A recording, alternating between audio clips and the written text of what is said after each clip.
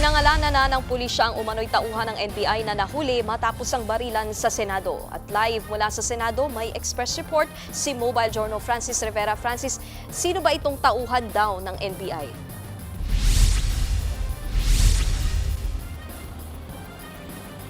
Nikki, sa inilabas na report ng Southern Police District, kinilala ang gunman na si Mel Oragon, 44 anyos, na driver umano ng NBI.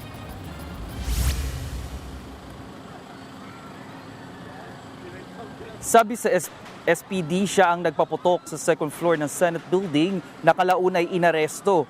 Humihingi pa tayo ng pahayag sa NBI ukol sa impormasyong ito.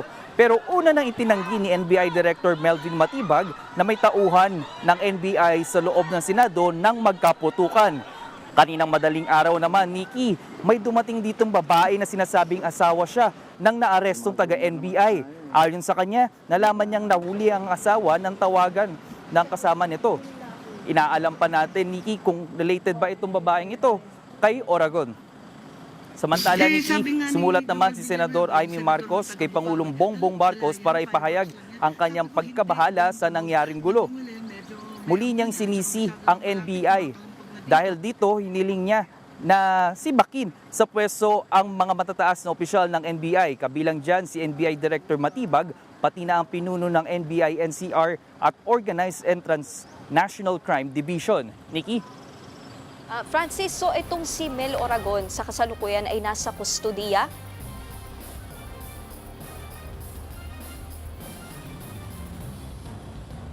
Nikki, sa ngayon nangangalap pa tayo, kumukuha pa tayo ng impormasyon patungkol nga dito kay Mel Oragon. At, pero sa ngayon ay kapag nakakuha tayo ng balita at impormasyon ay agad naman natin itong isa sa publiko at ibo-broadcast. Nikki? Okay, so Francis, kwentuhan mo na lang kami. Ano bang nakikita mo dyan? Kumusta ang sitwasyon matapos nga magkabarilan kagabi? Anong nakikita mo sa labas din ng Senate?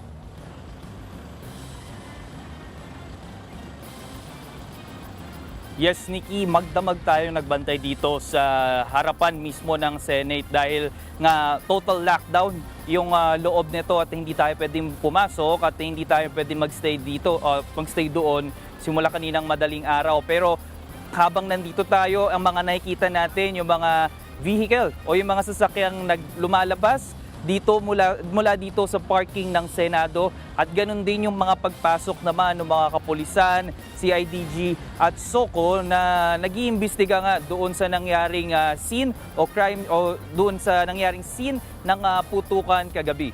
Nikki? Francis, ang tanong kasi ngayon, nasaan ba si Senator Bato de la Rosa? Kasi huli natin siyang nakita, mga 11 p.m. kagabi at meron tayong mga rumors na nakaalis na daw siya ng mga 3 a.m. to 4 a.m. Meron ba diyang nakakita na kay Senator Bato? Ano bang mga naririnig mo dyan?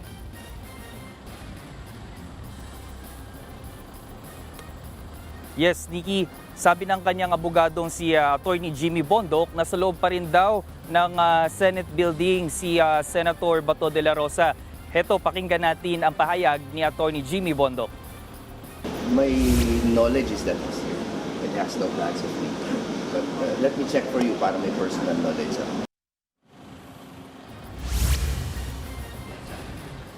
Wala. Hindi ko pinasto. Sure? Yes. Sir, reaction ng producer sa mga speculations?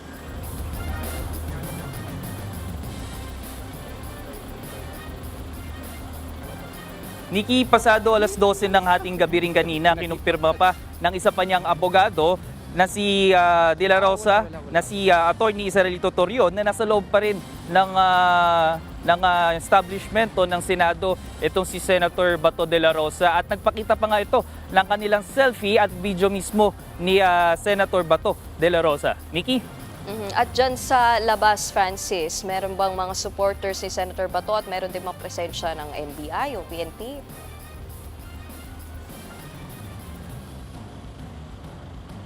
Yes, Nikki.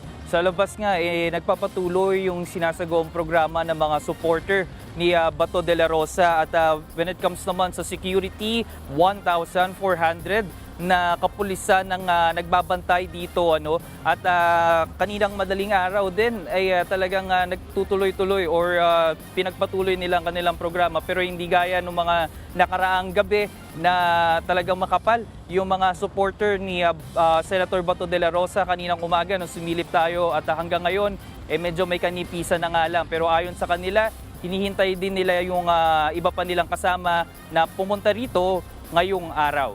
Nikki? Yan ang Express Report ni Mobile Journal Francis Rivera. Mga kapatid, Nikki de Guzman po. Para sa pasada ng mga rumaratsyadang balita, mag-follow at mag-subscribe na sa social media pages ng News 5.